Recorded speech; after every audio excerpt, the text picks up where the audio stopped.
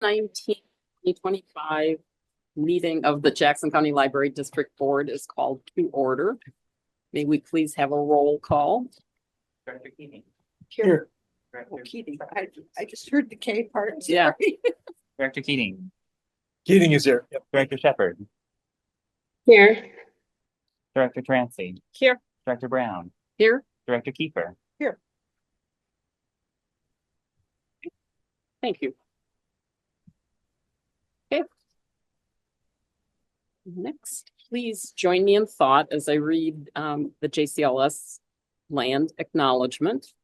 Jackson County Library Services acknowledges that its libraries are located within the traditional lands of the Cow Creek Band of Umpqua Tribe of Indians and the Modoc Nation, as well as the Shasta, Takelma, and Latgawa people, whose descendants are now identified as members of the Confederated Tribes of Siletz Indians and the Confederated Tribes of Grand Ronde.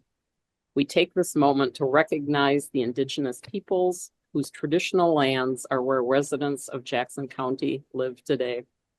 JCLS is committed to fostering understanding, deep respect, and honor for indigenous people, and we encourage you to learn more about the land you reside on. For more information, go to jcls.org/land. And we do have, trying to keep things in order. Do you have any introductions, Carrie? I guess we could do that if we need to before I do not. proclamations. I Okay. do not. Okay. We do have a proclamation, so another long-winded bit of reading here.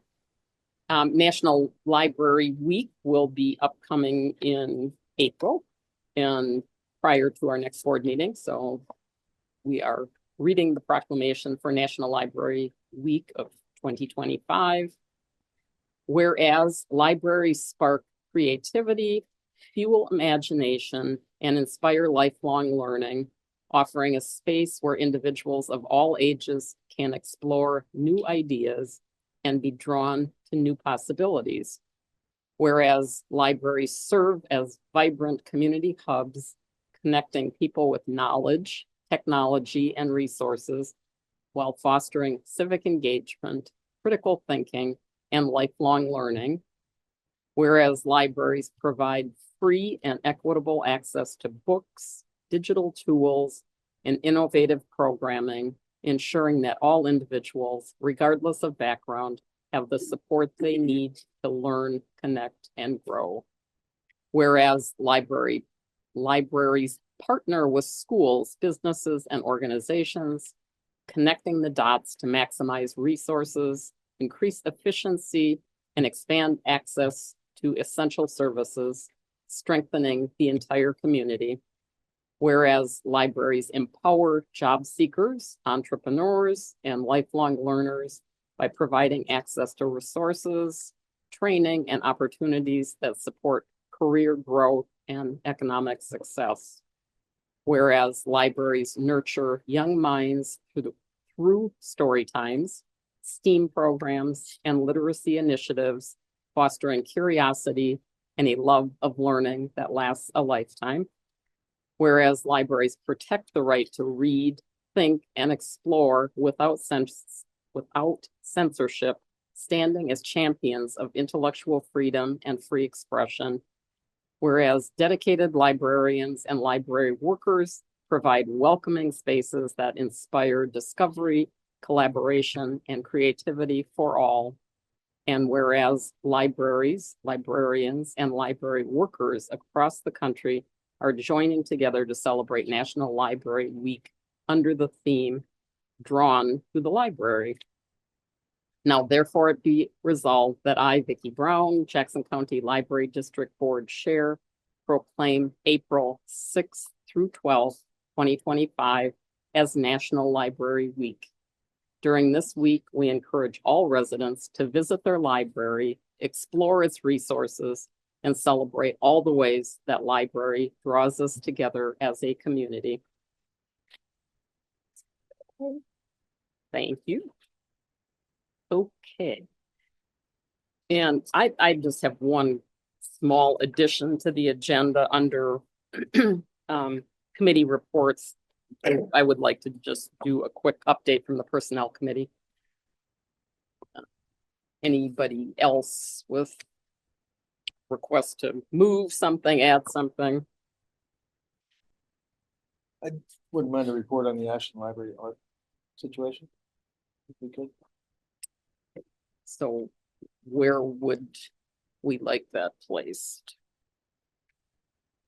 I was thinking under committee and board reports, but I don't have a report. I was gonna see what's going on. I could do it during your report. Take care of it. I don't know. Would you, either I one. just have a question about it. I was gonna let you know. So under reports, we Yeah, I'll just ask that the question? Yeah, Okay. sure. Right. Okay. Yes, we are. Keep on track here. Oh, okay. Consent agenda, the only item there are the minutes from the February 19th, 2025 regular board meeting. If I could have a motion and a second to approve. You want to hear a quick typo on that first, actually? Okay, Just on page 4, page 3 of the work, under advocacy, third paragraph. Just jumbled some words there. It just says, pleased to be at state capital. I just might want to fix that. So. Okay. If we're gonna edit it. sure. This is Marta, and I move to approve the minutes with the correction above. I'll second Mrs. Susan, I second. All in favor? Aye. Aye. And a thumbs up from Marisa Shepherd. Okay. And Lauren, did you catch who made the motion? Okay. I could have repeated them for you, but we do have two members of the public that have signed in to offer comments to the board tonight. So I will read through our information relative to that. Comments will be limited to 3 minutes per individual and shall be limited to comments on non-agenda items or on agenda items that do not otherwise provide for public comment. The board will listen to all comments, but will not respond during the meeting. So I'm guessing, do we want Up here. up here? Yeah. Okay, Yeah, so microphone. the first person is Tom D. And if you would not mind taking a seat up at Oh. that vacant table by yourself. By that microphone.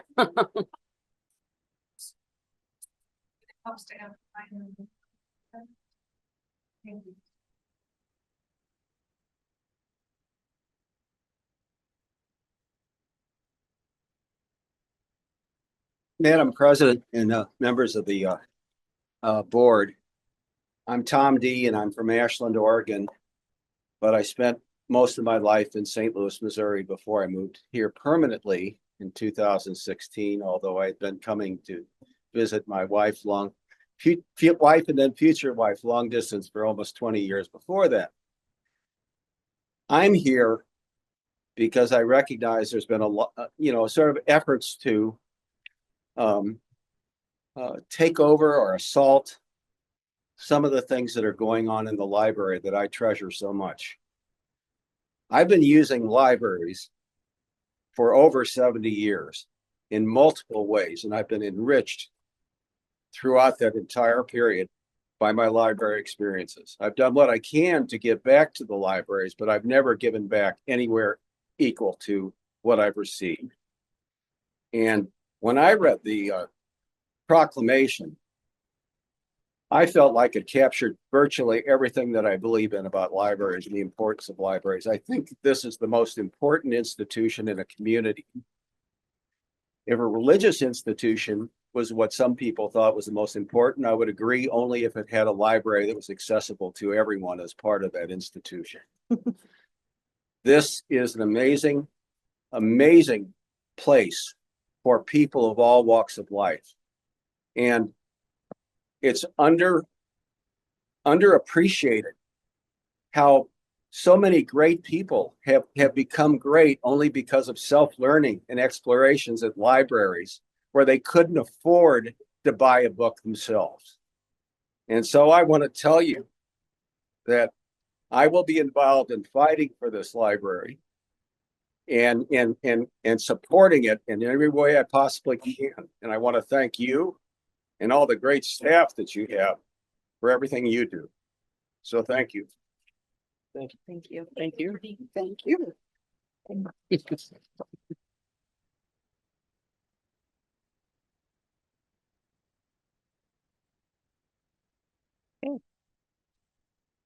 Pat Gordon.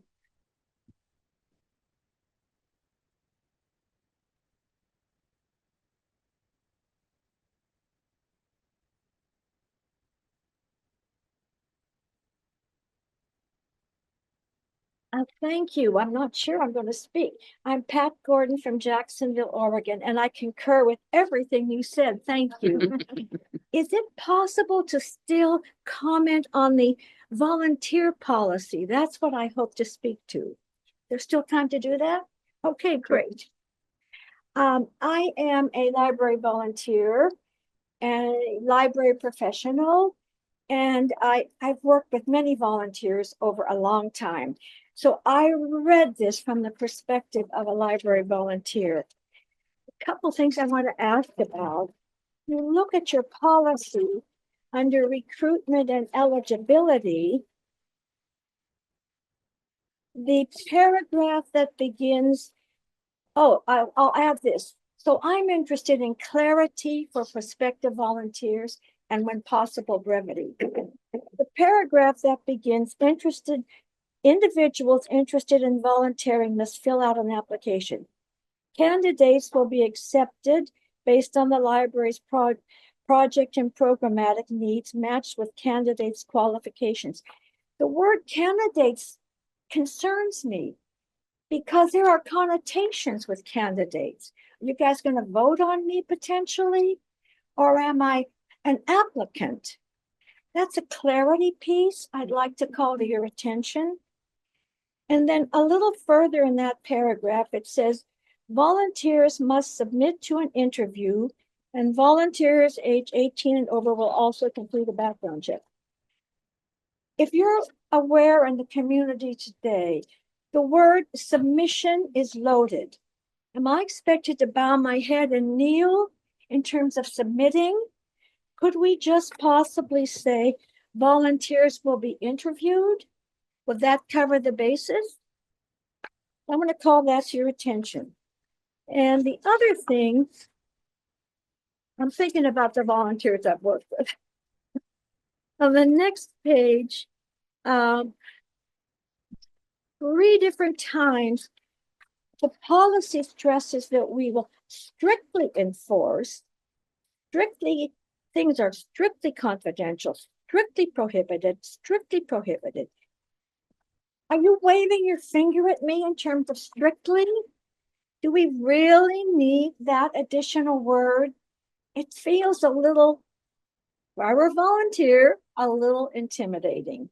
So I'd just like to make those suggestions as you think about the language, because it's important that we make our volunteers feel as welcome as possible. So if you have any questions, I'm happy to respond, but thank you for listening. Thank you. Thank you, Pat.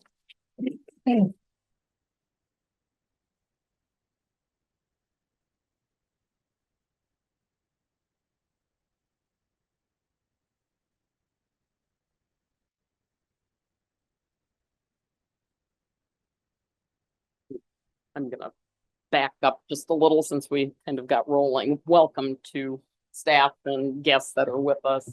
Again, my back is to all of you, and that's unfortunately the way the room is. So anyway, happy you're here. And if anybody's having a problem hearing, be sure and let us know so we can try and improve in any way that we can. And likewise, welcome to our virtual audience.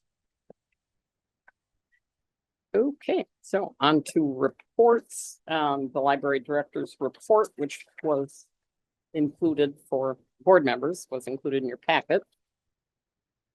That So you all have the report in front of you and it was a report on things that happened in February. So one of the highlights of our month of February was the Ross Gate event that happened in this room and was a little more crowded than it is today. I walked in a few minutes late, and as I walked down the hallway, it was really quiet and I was like, oh no, what if nobody showed up?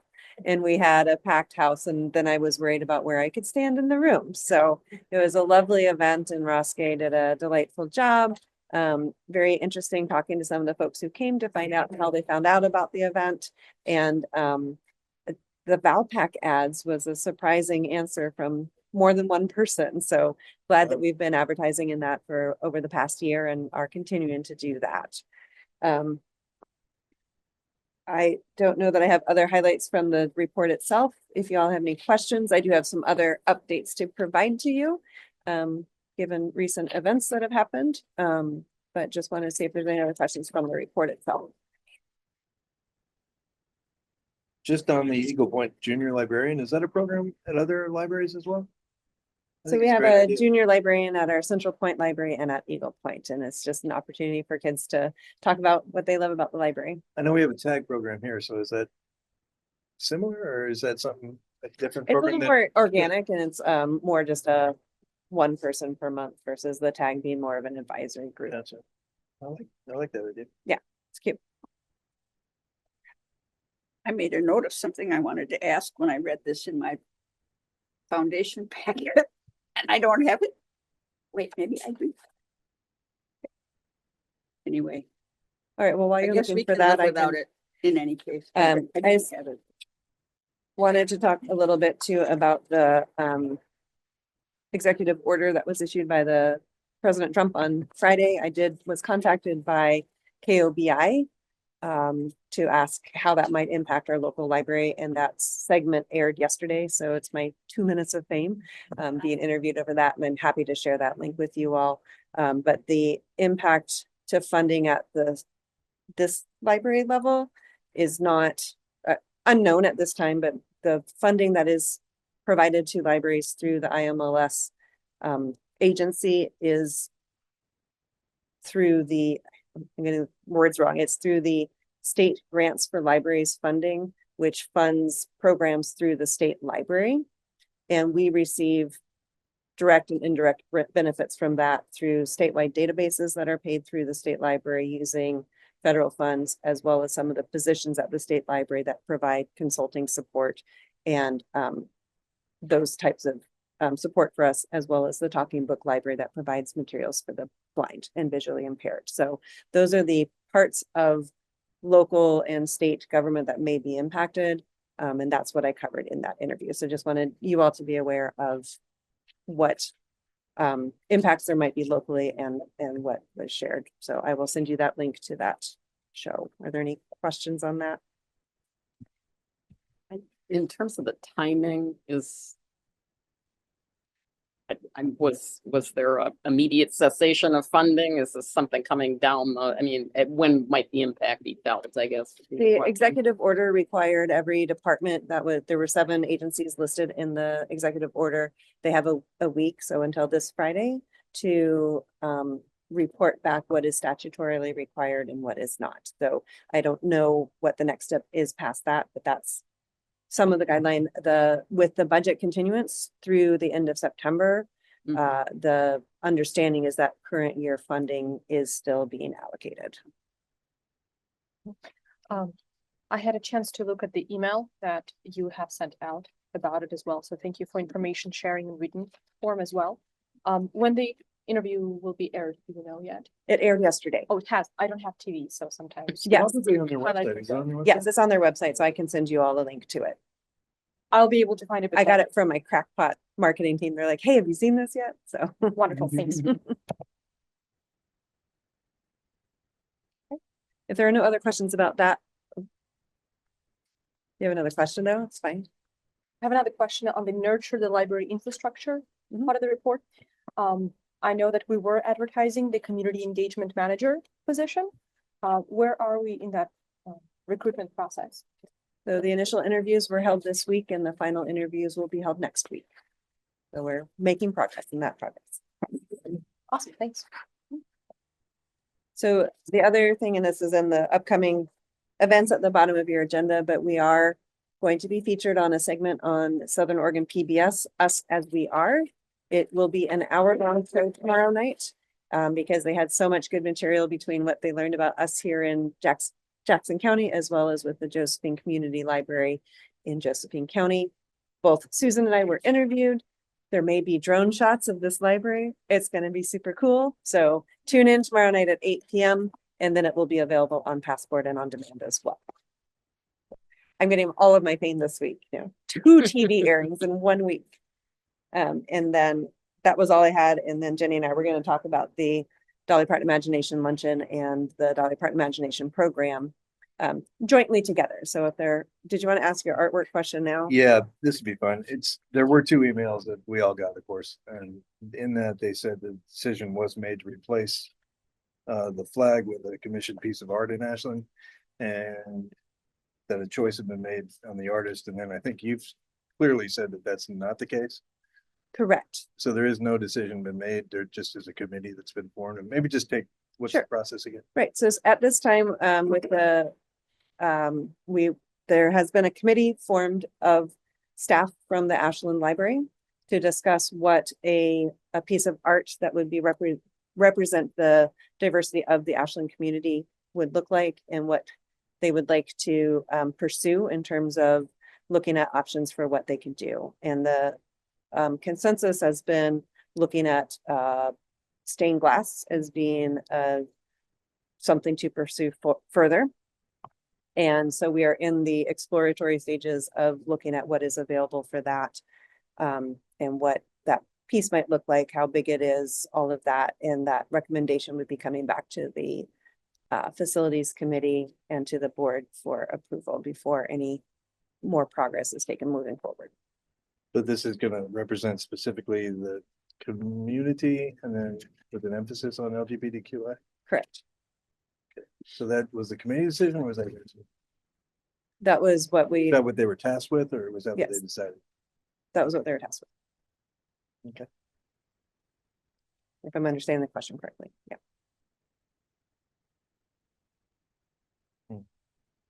That's what I had. Thanks. Any other questions can't or remember. I comments for can't. Carrie? It wasn't a big deal, whatever it was I was gonna comment on, and now it's even less of a big deal. I just wanted to add, I do appreciate the new board format of these packets, and that really did help me to see goal 3. And I thought y'all had done a lot of good work recently with engaging the community. So I think that's really important, just engaging locally. So just good job with that. Yes. Can we please ask Director Shepherd to repeat, because we needed the volume to be turned up in the room? Marie, so we can hear you, but not loudly. Give us just a Oh, second as sorry. we tweak the settings real quick.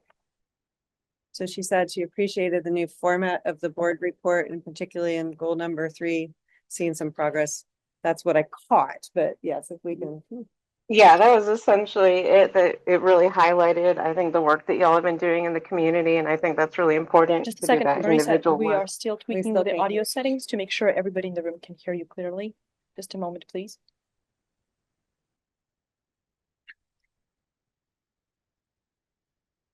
Try again. Marisa, would you please try again? Yeah, I mean, again, you basically got the gist of what I was trying to say. It's still not working. Might be your mic. Yeah. Turn up chat.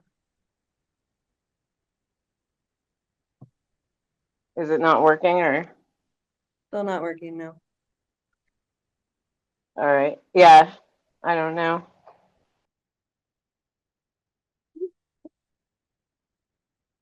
I'm trying to get the tech guy back in the room. Sorry, y'all.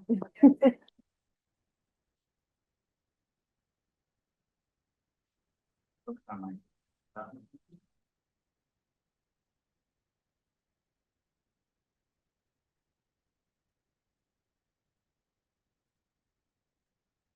It's Jenny speaking next. This is an issue we probably need to resolve so we can hear her. Yes, for sure.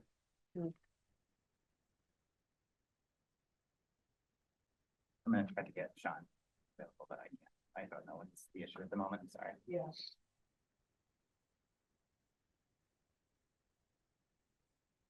Well, shall we move on to something in the room and then we can loop back to Marissa's comments when we can get the audio working? Okay. So Jamie, we might jump over you too. Actually, if you want to try talking, so we can maybe pinpoint if it's a. Can you hear me? Can you hear what I'm saying? Can you hear me? It's the same. No. Yep. Yeah. Okay. We can't hear you. Interesting. All right. Okay. Good. And I guess I'll just make one quick comment on also under goal 3, strategy 1, the engaging communities through digital literacy. Since I happened to attend the event that was highlighted there. It was an excellent presentation by technical services and done for a group of older, not horribly digitally literate folks, and also generated a lot of individual appointments with the technical specialists at the Eagle Point branch. So great outreach to the community that generated bringing more people into the library to get help. So it's always good. Good way to stall just long enough for the tech guy to walk into the room. Oh, okay. Let's see what we can get. Well,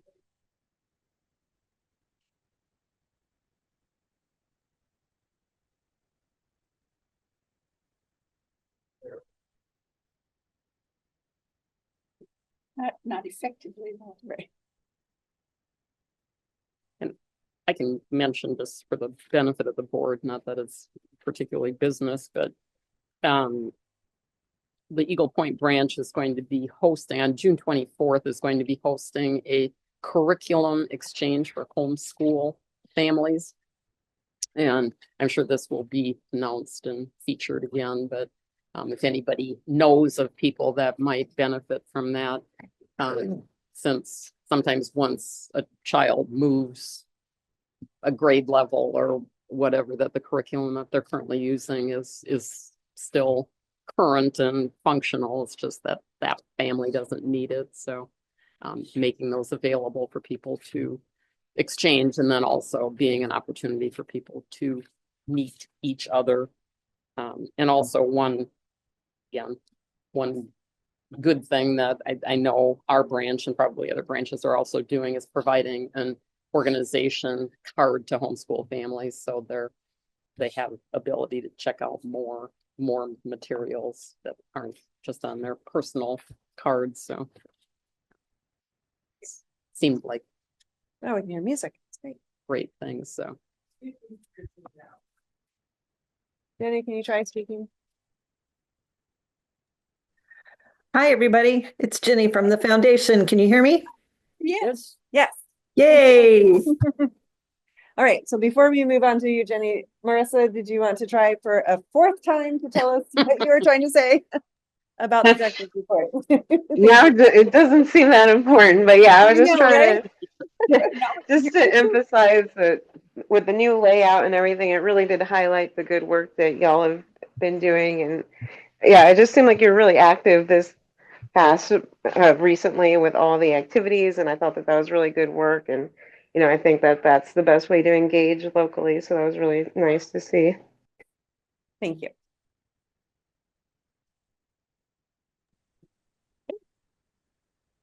So Ginny, the Library Foundation report, and it sounds like you and Carrie are going to tag team part of this. So if you would Sure. like to start. Sure, we haven't rehearsed this, so we'll see how it goes. First of all, just a big shout out to Sean and tech. Love our tech team, the library. They are awesome. So we had an event on March 4th for the Dolly Parton Imagination Library alongside Rotary. Want to give Rotary a huge shout out. They are the affiliate for Dolly Parton Imagination Library in Jackson County, and the library and the foundation are partnering alongside them. The foundation is co-sponsor of this event in large part, and we had 175 guests at the Rogue Valley Country Club. We raised that day in cash over $21,000, which met our $20,000 match immediately. So we've done that. We also have pledges out for the next 4 years. A couple of people took us up on the 5-year pledge, made their first payment for this year. So we have 4 years of that. Plus we still have from last year pledges coming in. And we received a grant from the Arthur Dubes Foundation again this year. This year they gave $25,000 and sponsorships were over $20,000. So one of the things that I was talking to Leanne Mobley, who is the president of the United Rotary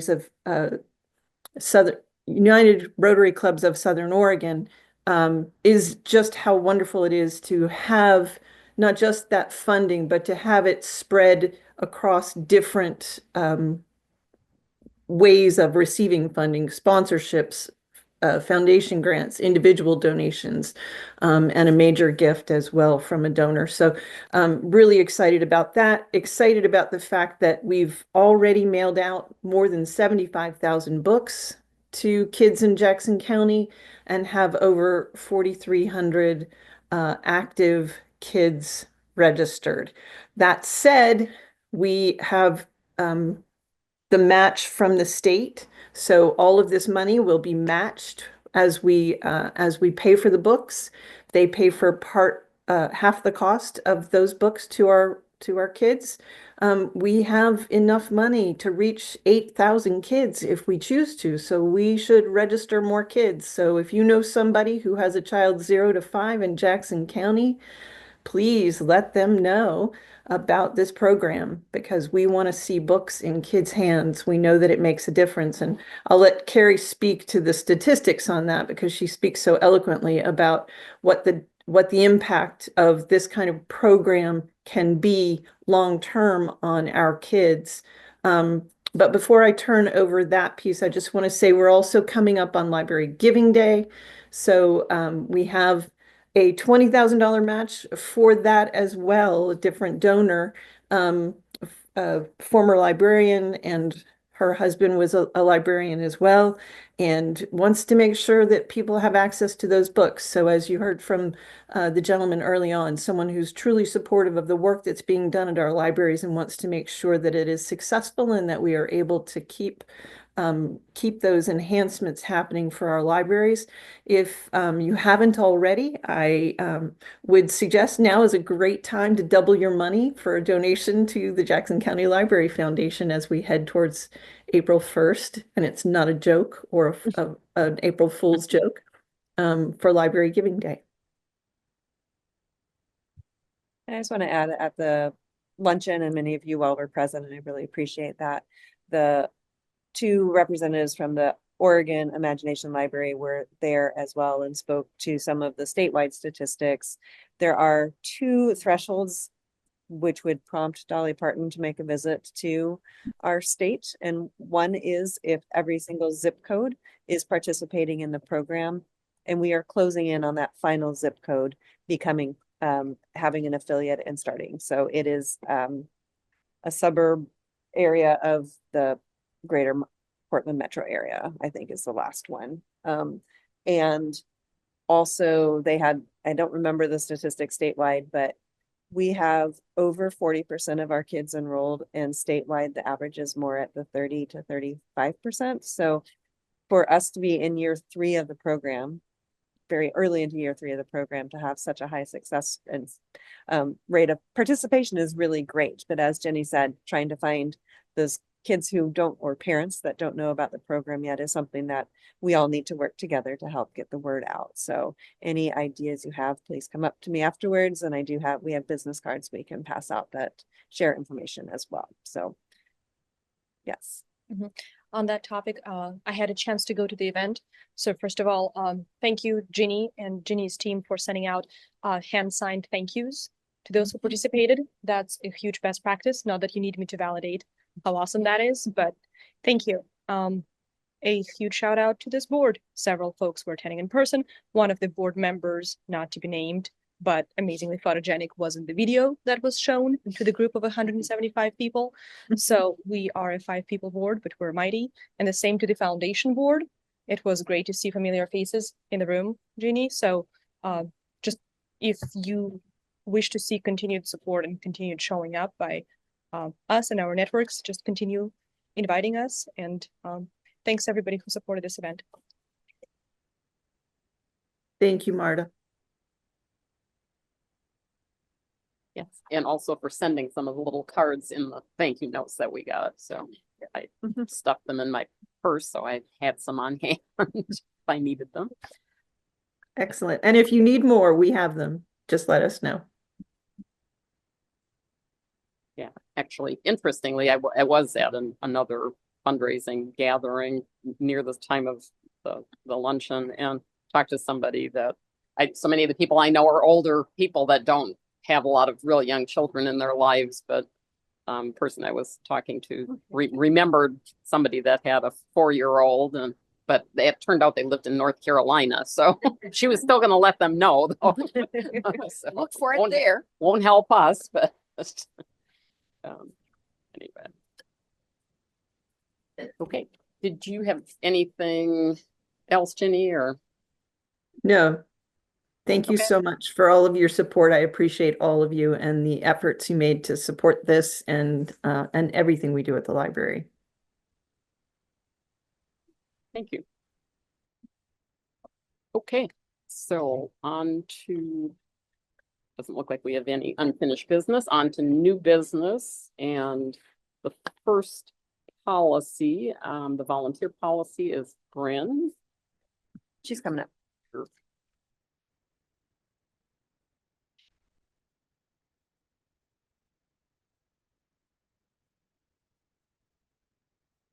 Hello, everybody. Hello. And I brought before you an updated volunteer policy with just a few small changes. Are there any questions? Would you accept Pat Gordon's suggestions as friendly amendments? You know, I did write down her notes, absolutely. The word candidate is tough for me as in HR. That is the term that's used.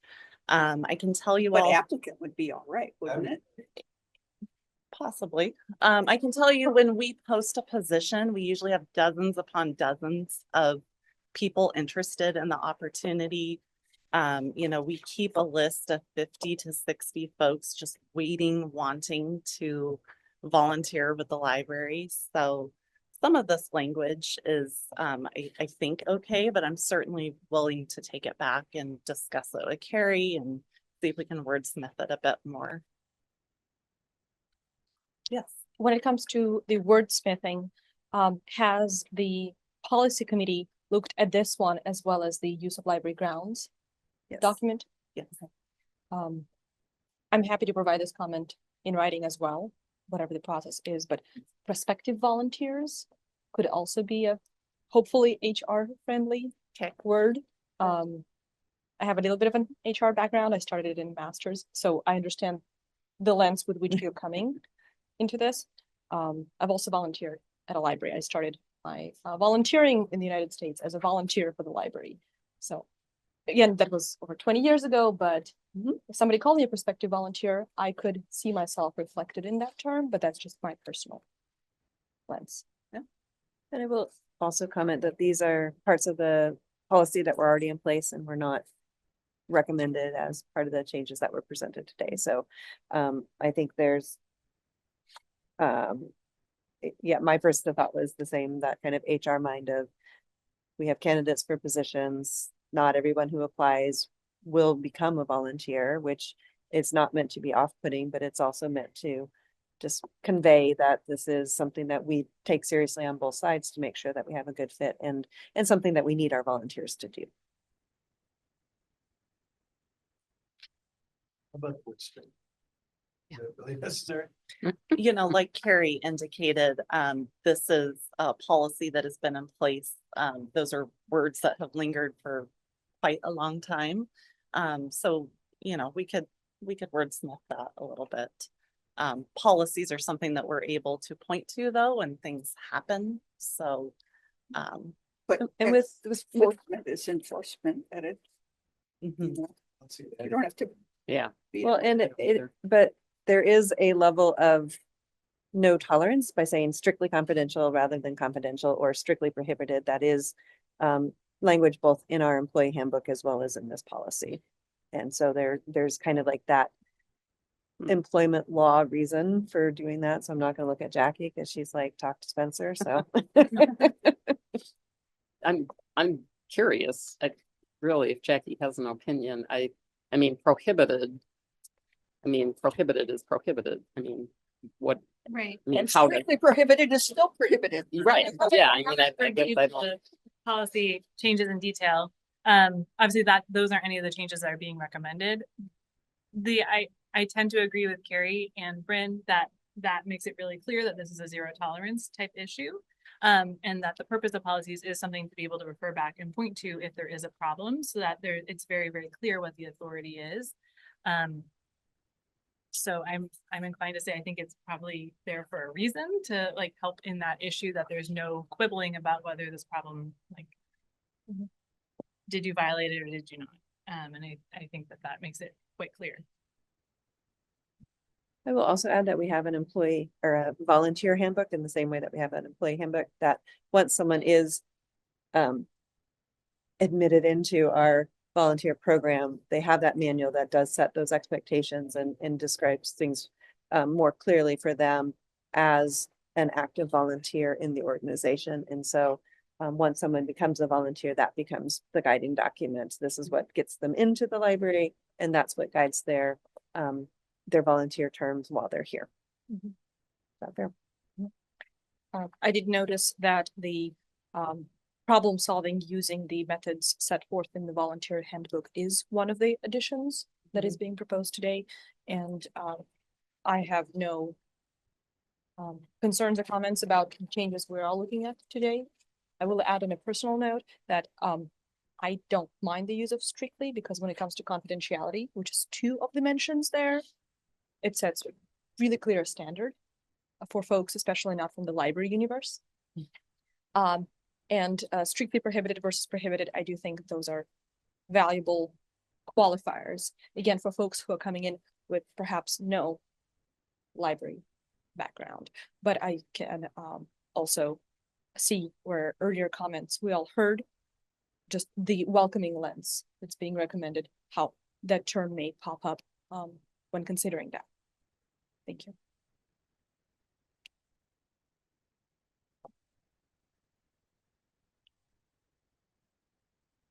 Overall, it's a great policy as presented.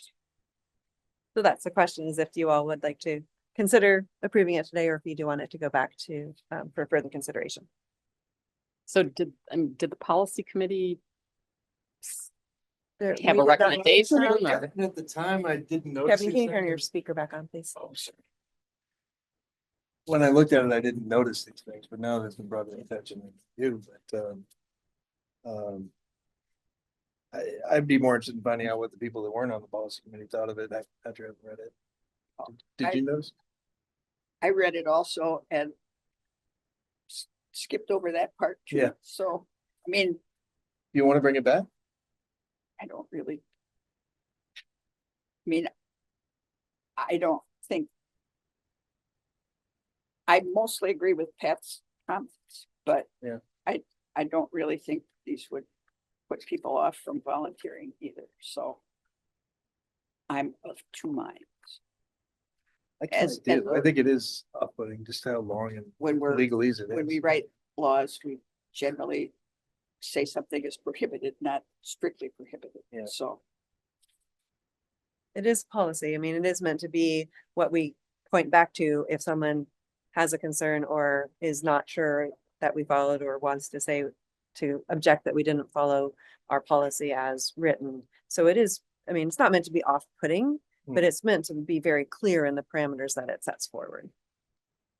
And the welcoming part of it is the handbook, the announcement that they're applying to. So I'd argue that that's the warm fuzzy side to the policy. And how many active volunteers do we have right now? Right now, we've got about 70 active volunteers. When's the next policy committee meeting? Isn't it, do we ever meet in person in April? It's set for next week, but I do wanna, Mm. I'm going to need to adjust that, so. We could give it another couple of weeks if anybody wanted to look at it. Marissa, did you have an opinion on that? I mean, honestly, I was fine with the policy as it was written. Even with the comments, I thought it was still okay, but you know, if we want to send it back to revision, I'll be okay with that as well for the minor wordsmithing. Did you want to make a motion? I- Anybody?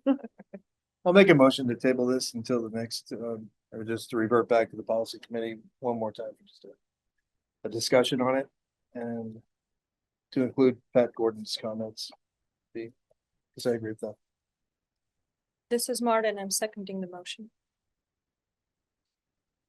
Okay, we have a motion and a second. Any additional questions, discussion? All in favor? Aye. Opposed? Thumbs up Okay. from Marisa Shepherd. Okay, motion approved.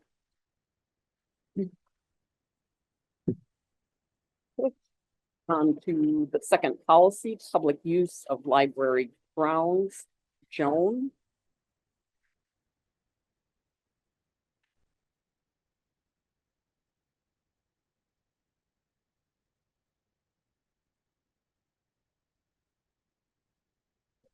So we have the public use of library grounds, and the public services leadership team and I worked on this policy, and love to hear any questions or comments you may have.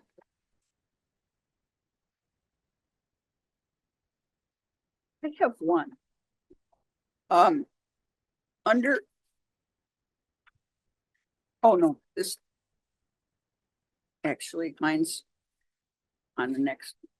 No, it's about demonstrating.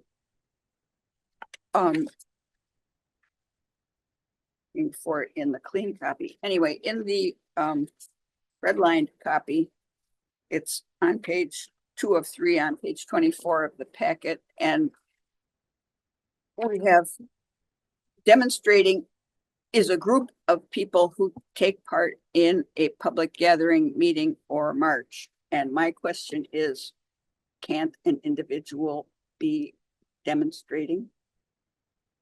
I would say yes, because I see people downtown holding up signs all the time, and they might be one person. completely by themselves. Yeah. And as far as I'm concerned, that's demonstration. It could be, we could change it to be an individual or group. That works better. I just think you don't want to eliminate. This would be more inclusive. Mhm. And I think that's what you want. Sure. If we're changing it anyway, wouldn't it be more correct to say demonstrating is taking part in a public gathering, meeting, or march? Yeah. Oh. Yeah, 'cause demonstrating is not a group, It's not a noun. Yeah. right? Okay. So protesting is objecting, disapproving, or dissenting, that kind of thing, just. Demonstrating is a journey. The bullet point above says protesting is a public act of ... So demonstrating is a public act of taking part in a public gathering. So the structure could be parallel, but I agree with Director Kiefer's comments. Yeah, I was curious about this policy if it had gone to the policy committee. Yes, all of the policies before they are brought to the board go through the policy committee.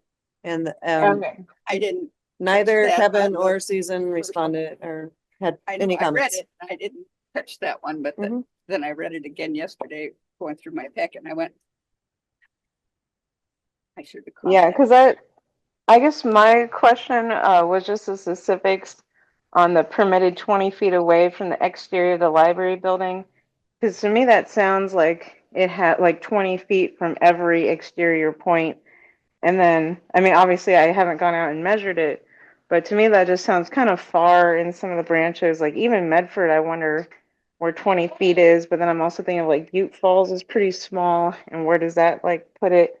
I don't know. It just seems really restrictive in that language. So I was kind of concerned about that. I think our thought was to match the smoking policy, because that is also 20 feet away from the opening, and it wouldn't impede people coming and going inside the library. So I guess maybe to clarify Marissa's question, is that more intended to be 20 feet from an exterior entrance, not from the Entrance. entire Entrance. exterior of the Entrance building? is- So yeah, so maybe just adding the word 20 feet from the exterior entrance of any exterior entrance of a library building. Would that help, Marissa? Yeah, I think that would help clarify and hopefully not be too restrictive. Right, because I mean, the rest of the sentence says so as not to impede the movement via the walkway to and from the library. And so that's really the intention with any, with other petitioning policies I know we've seen, and I don't know if you want to weigh in on this, Jackie, but it's you're welcome to demonstrate or petition, but not to interfere with anybody else's ease of access to or from the building. You can't accost someone and make them sign your petition or anything like that. So it's really meant more to provide that safe passage into the library, if you will, while still allowing the peaceful demonstration or petitioning. I kind of on that, excuse me, I'll talk and then I'll let you talk. Back to the demonstrating one. There are definitely branches that have gatherings of people outside of the building on their lawns and whatever that are library programs. I mean, this is not talking about a public gathering, meeting, or march with some kind of intent other than library business. I mean, I'm sure a number of the libraries use their grounds for gatherings of people. It just, I mean, it feels like there needs to be some qualifier on what these gatherings, meetings, or marches are, that they're not library business. Because you can drive by definitely some rural branches and you'll find people having programs out on the lawn. We did say in the introduction that programs that are sponsored or co-sponsored by the library, Friends of the Library, or Library Foundation are exempt. Oh, the other point that I wanted to ask about too was asking like for permission part or something that like I wasn't sure like what was meant by that. That one, Marissa? For permission. Sorry, it says branch management and or library security must be informed of intentions to petition on library grounds upon arrival and prior to commencing activity. So I was curious, especially the part of like prior to commencing activity, like what does that entail? What are we expecting? Is that reasonable? Like, I just don't want to infringe on any First Amendment rights there. Sure, it's more of well, it'd be a good courtesy for them just to let let the branch manager and the security know that this is what they're doing. So we see it outside, like we know what it is, and if patrons have questions, we can say this is it. Okay, so it's more making sure that the activity is happening in compliance with our policy. It's not to monitor or prohibit certain petitions or activities from happening. It's simply a way of making sure that it's happening per policy. And also, as Joan said, so that if staff get questions, they're not like, what's going on outside?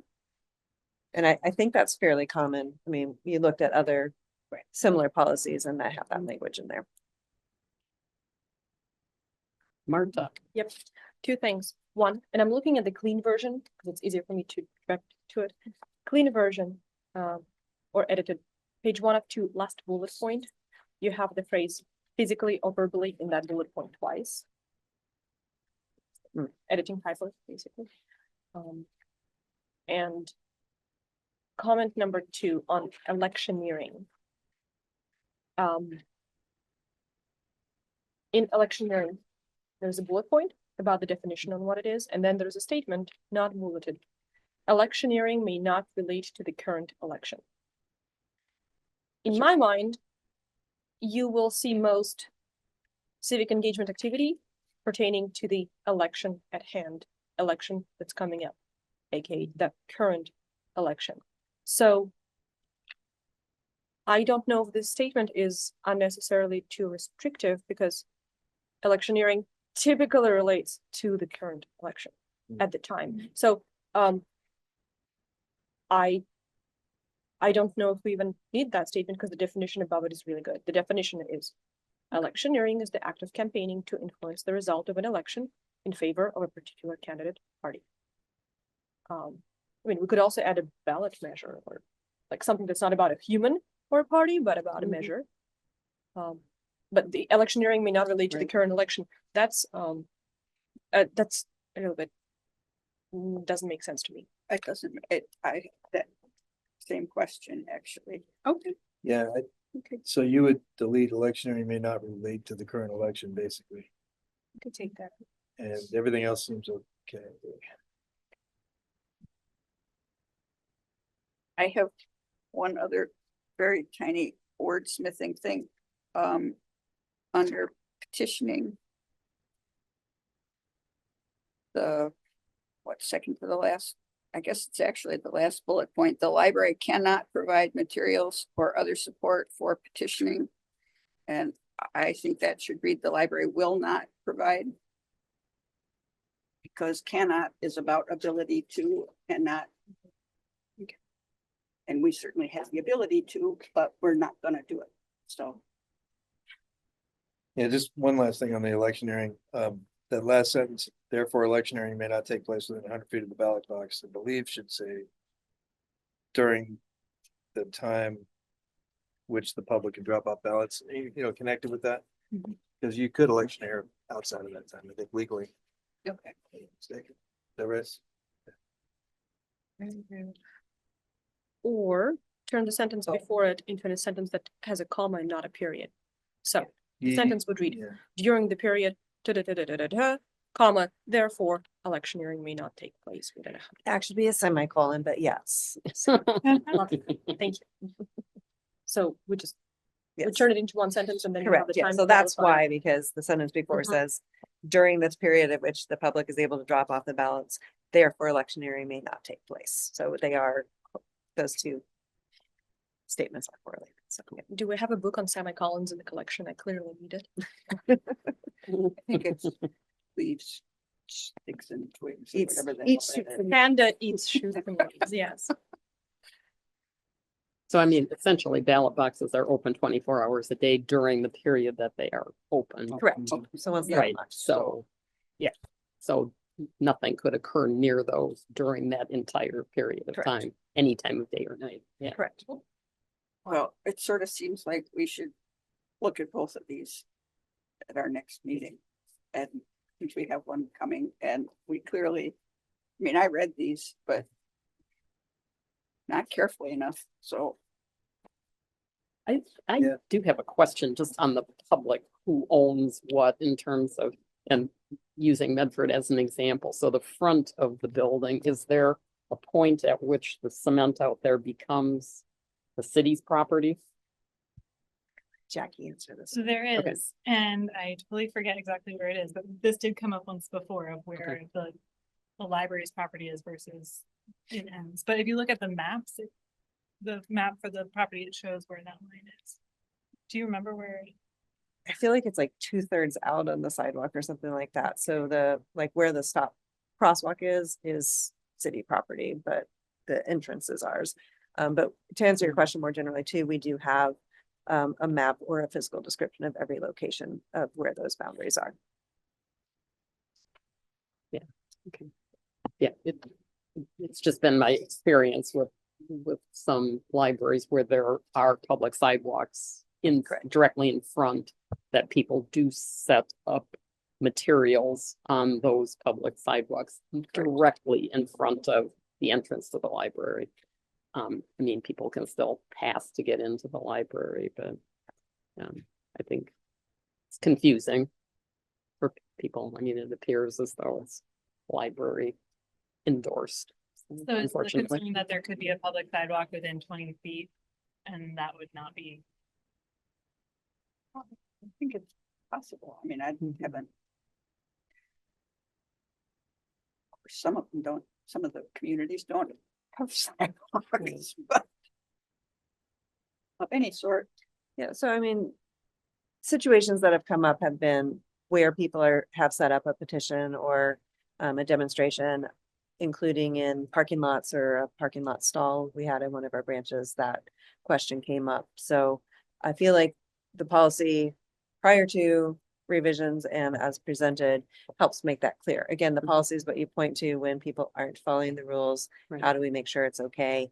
In a situation like what you're talking about, even if it's the public sidewalk and not ours, we can ask them politely, do you mind moving just 5 feet to the left or whatever to help with the ease of access. We're not asking you, we're not telling you you can't do it.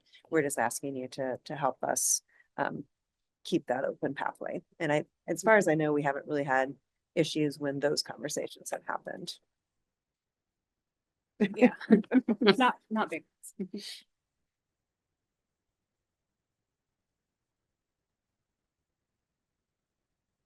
So I don't know if we want to beat this to death, but again, with rural branches coming up in terms of notification, I mean, so in Butte Falls, which is open very limited days, so somebody could have a protest or march or whatever in front of the Butte Falls Library at a time where they're not open. So would the expectation be they need to go in 2 days ahead of that to notify people? Again, I mean, Ashland and Medford are open all the time or much more frequently, so people would have access to staff to, consult. But I mean, again, some of the rural branches that are open much less frequently. I don't know the probability of that being an issue, but We can seems like the discuss that, but potential is there. the intention or the reason behind the notification is so that's not to obstruct the normal flow of traffic into the building. And so if the building's not open, is that a valid concern? However, if we had like an after hours meeting that someone was there to protest what was happening at that meeting, you may run into that type of situation. Okay, so I guess we would entertain a motion to refer this back to the policy committee. Or I guess I don't need to state what the motion needs to be, but a motion relative to the policy.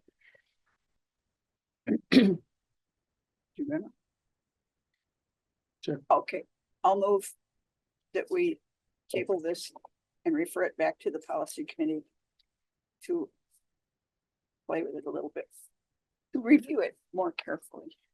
Second. And bring it back at the next meeting. Okay, we have a motion and a second. We've had a lot of discussion, but is there any additional questions? Okay, all in favor? Aye. Okay. And a thumbs up from Marisa. Got it. Okay. On to the landscaping contract. Hilda.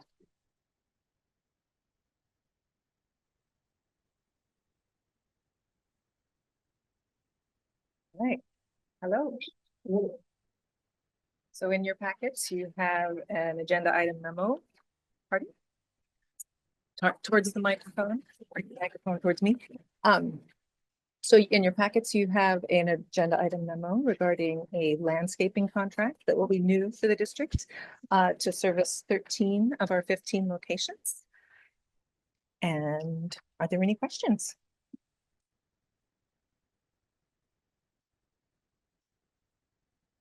Looks good and it's ready to start soon.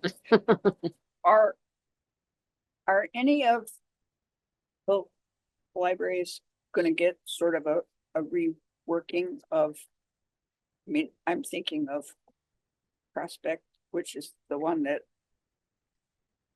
I sort of Yeah. see more than many of the people that sit around here. And just knowing, I don't know what, it needs some work to be maintained. And Well, I don't know, and I'm curious as to how that might happen. I think the plan is actually going to be the flip of what you just said. I think that first we're going to get everybody set up with maintenance and get everything going and getting the maintenance happening at those locations. And as part of this contract, we have the option to pursue potential improvements as well. I mean, maintenance of what's there actually might pretty take care of it. It depends on, well, it depends on how they interpret, maintain. Fair, yeah. I move to approve. Second, anybody? I have a question on the Okay. timeline. I see the notice of intent to award is dated in October. Is that part of our usual timeline to do this selection process in October? Because I see that in the motion, whatever we're voting on, it says contract starts April 1. That's 11 days from now. So can I just get a reminder on why the timeline looks like that, Yeah. please? So when we initiated the process to do an RFP to find a landscape contractor to take over, the intent was to have them begin in January. However, in working with the county, that was not feasible for, given the relationship that we have with Jackson County Facilities Maintenance. And so we worked with them and came up with the agreed upon time of April 1st as the revised start date for this contract. That helps. Thank you. Because it would have been a withdrawal of funds from the agreement with Jackson County. Okay, so we have a motion. And second, anybody? I'll second. Okay, we have a motion and a second. Any additional questions for Kelda or? Okay, all in favor? Okay, thank you very much. We look forward to getting this started. Unanimous? Yeah, we are through.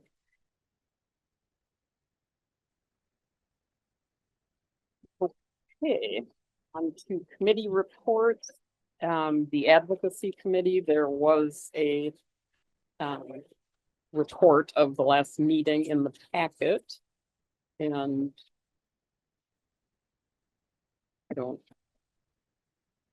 I think it was pretty thorough. If anybody has any questions, I'm sure Marta or Carrie or I would be happy to answer those if we can. Maybe to highlight, we are actively out on the move to city council meetings. So with a number of them coming up starting next week in Starting April. tonight. Starting tonight. Is tonight Talent? Tonight's Medford. Medford, okay, Talent was 3 weeks ago okay. and it went really well. I think three more, Eagle Point, Central Point, and Ashland are all scheduled in the next couple of weeks, so. And so far, the response has been very positive in the presentations. In Jacksonville, one of the council members gave a shout out to the excellent staff at the Jacksonville Library. In Talent, they asked questions about our tech ed team and the one-on-one appointments that they offer. And I offered that we are entering into a partnership agreement with Age Plus, which is a organization that works with aging seniors in the community. We are offering a 5-week computer class through a grant that we received with Age Plus to provide that class. And so after the meeting, I had a follow-up from the city manager asking for more information about that, as well as for our library champion newsletter so that they could sign up for that newsletter. And then those are the only 2 we've done, right? And then tonight, yeah. So, Yes. yeah. I will add And you that. need to probably get to that Yep. meeting. I will add that the advocacy committee continues to solicit notes of appreciation or testimonials through the testimonial feature on our webpage. In February, we called it a love letter to your library. And then Talent, because we didn't have any immediate testimonies available.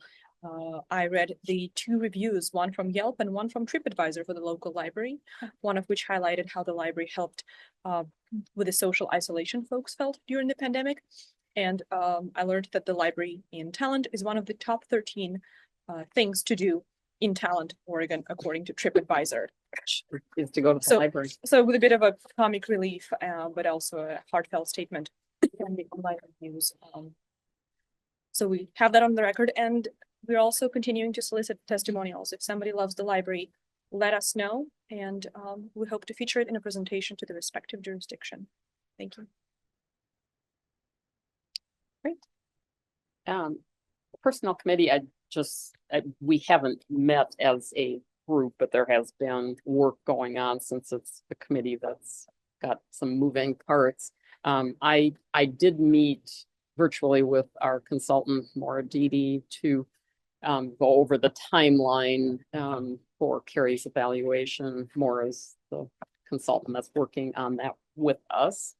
And we have a meeting scheduled, actually Carrie, Maura, Marta, and I have a meeting scheduled April 11th to review the evaluation tool, and all the board members and all Carrie's direct report staff will at our May work session, will be getting education from Maura on use of the tool.